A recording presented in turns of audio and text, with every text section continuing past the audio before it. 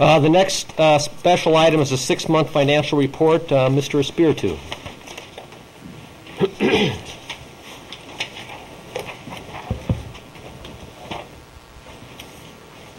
Okay.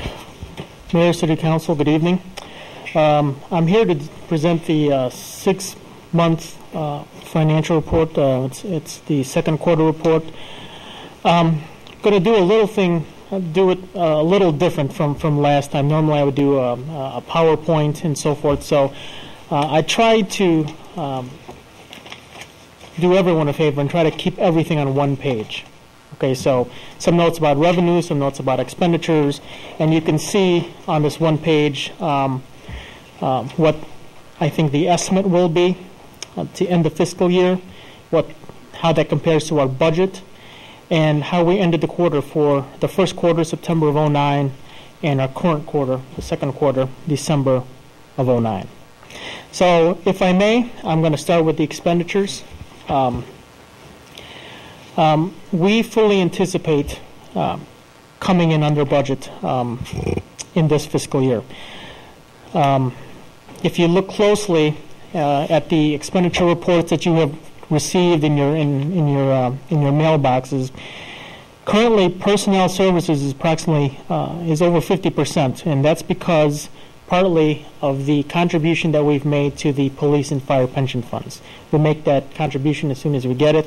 So that's approximately 98%. So that's going to essentially inflate the personnel number we have in the expenditure reports. Regular wages currently is at 51.9%. You might say that's kind of high. We should be at 50% because the first half of the year actually had more work days. So when you actually equate the number of work days in the first month of the year, it's actually 50.6%. So we should be approximately at 50.6%. We're at 51.9% also because of some employee payouts from retirements, and we had some terminations earlier in the year as well.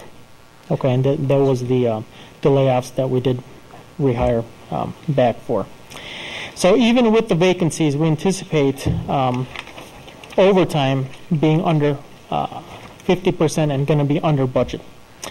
Salt and gasoline, which was big expenditures the last couple years, have gone down and are currently tracking well below what we were at last year.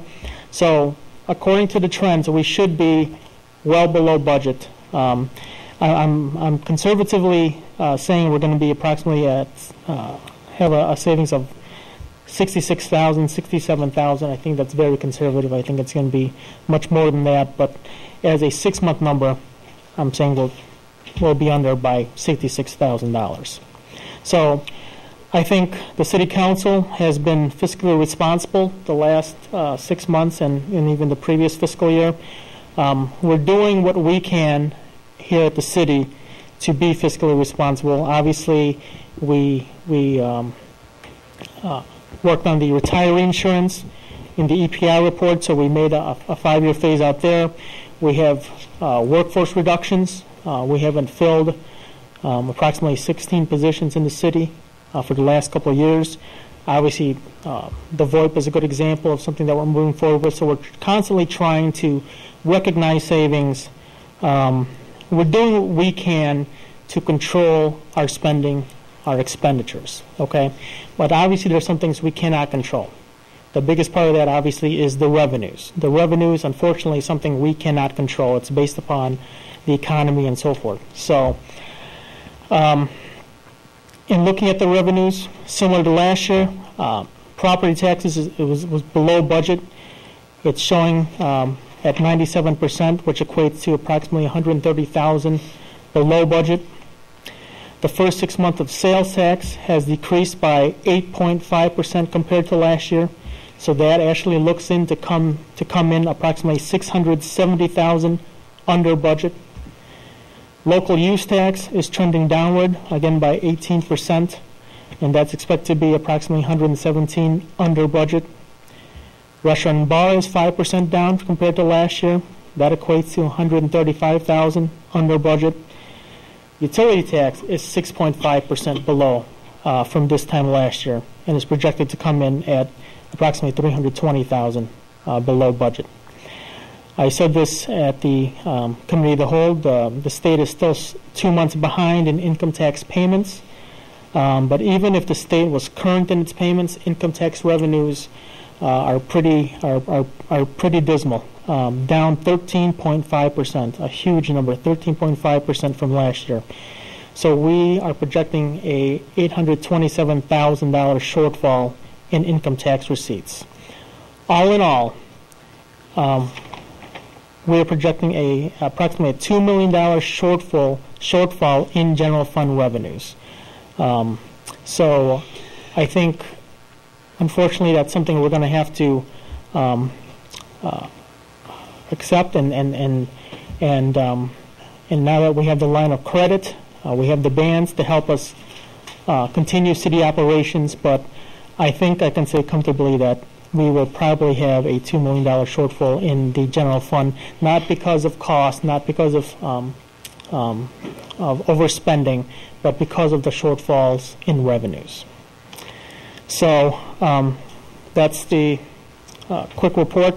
Again, I try to keep it to one page so it's much more similar to understand. I hope it is. I welcome your input, but I'd be happy to answer any questions that you might have.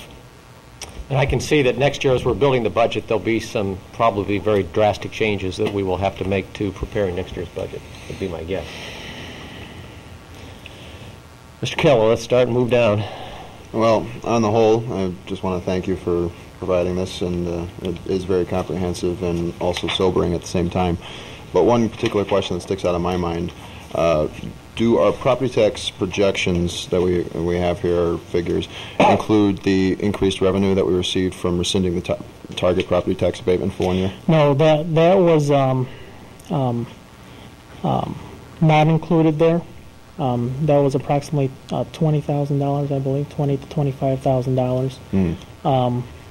But that's not going to help actually in this fiscal year. That's going to be in next fiscal year. Will be carried over to next? Okay. Yes. Mr. Baker? Couple things. Property taxes, revenue will probably be dropping for the next 2 years. Probably, yes. When home prices fell, they had to go back 3 years. The tax assessor has to go back 3 years, so every year he's still going back 3 years. We can't get all that true picture in 1 year. We're now saying that we're $2.6 million off of when, was it 5 months ago you were projecting $600,000 in the black? Now we're $2 million in the short. I don't want to wait till next year's budget. This is something we have to talk about tonight, and I don't want to borrow money to fix this. No, about three months ago when we gave the first quarter report, we said we can be up to $3 million in shortfall for revenues.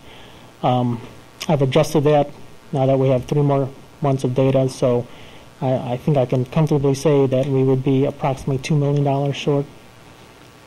But it was just before that you were saying we were going to be in the black. You finished the fiscal year 09 in the black. Right. We've never projected this year, Dave, coming out ahead when we started seeing the sales tax revenues and the income tax losses. Well, when we made up the budget, it was something that we thought was going to hit. Potentially. But my point is that we can't assume that things are flatlining at this point. The trend is downward. The trend is downward, yes. If you're going to assume anything, these are not just a one-time shortfall. This is going to be a compounding problem. It's going to be double this problem next year. And you just can't borrow your way through this. There's no hope. What would you suggest? Yeah, Dave, if you want to start a discussion, we talk about raising taxes or firing people, or what do we do? Well, the question I had was on layoffs. A few meetings ago I said, are our personnel eligible for unemployment benefits? If we did a rotating layoff instead of a furlough for people, and the answer I got was people could always resign. I'm not asking for people to resign. Is this something maybe the staff could look into?